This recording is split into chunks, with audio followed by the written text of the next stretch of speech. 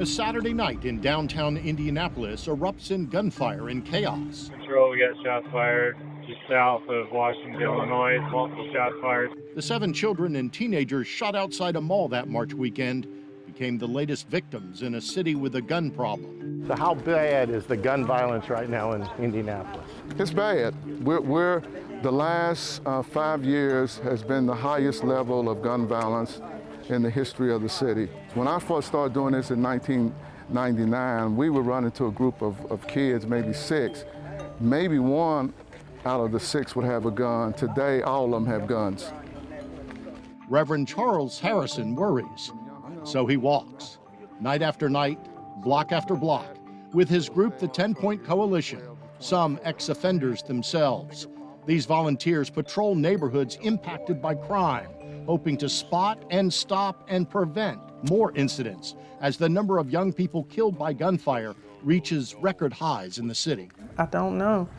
I just felt numb. I felt kind of disoriented. I felt Candace Leslie never thought her 19-year-old son, Cameron, would be one of the victims. I think it goes in waves. So some days I'm up, some days I'm down, but it's day by day for me. Cameron was shot 4 times outside his apartment building. Turns out a gun found at the scene was once carried by a sheriff's deputy in Northern California and later traded into a gun store by the department for a discount on new weapons. A CBS News investigation, in partnership with independent news organizations Reveal and The Trace, found it's one of 52,529 used former police weapons later tied to a crime. They shouldn't even be on the streets. It shouldn't even be on the streets. The Indianapolis Metro Police Department is one of more than 140 law enforcement agencies around the country we found trade or sell their used weapons. I'm heartbroken for the family. That it's one thing to lose a family member by a violent means, and when you find out that happened as well, I'm sure it adds to their grief, and so I'm sorry for that for them. You'd be open to stopping that practice? Well, I'd have to see, the taxpayers pay for these things. If they're okay with simply sawing them in half and then removing the trigger mechanisms, then that's something we can explore. While the chief considers department policy, officers like Lieutenant Commander Corey Mims hit the streets. This is your dream. This is my dream job right here. Mims is part of the city's anti-crime guns task force. Within that unit, you have multiple jurisdictions, not just IMPD. You have state police and other conjoining counties that touch Marion County that are part of this task force.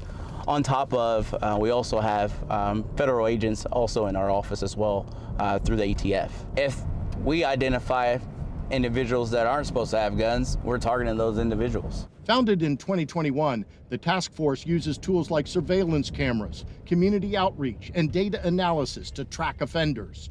Mims says since the task force was founded, they've seized 1,100 firearms, and violent crime has dropped 20%. You consider that a success? It is, but we're not done yet. In fact, while overall violent crime is down in Indianapolis, a CBS News analysis shows that firearm homicides among people 19 years of age or younger is actually up 70% since 2018.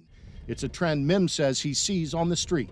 There are some young kids, teenagers that are out here that are possessing firearms when they know they shouldn't. I've seen them as young as 14 years old, possessing firearms, 14, 15 years old. His grass is growing back. Remember, it was all dirt. Grim statistics, but for Cameron Brown's family, he's so much more than just another number. I thought I would see him graduating from college or him being promoted in the military. This one gun has hit home for me. It's time that we do something about it and make some changes.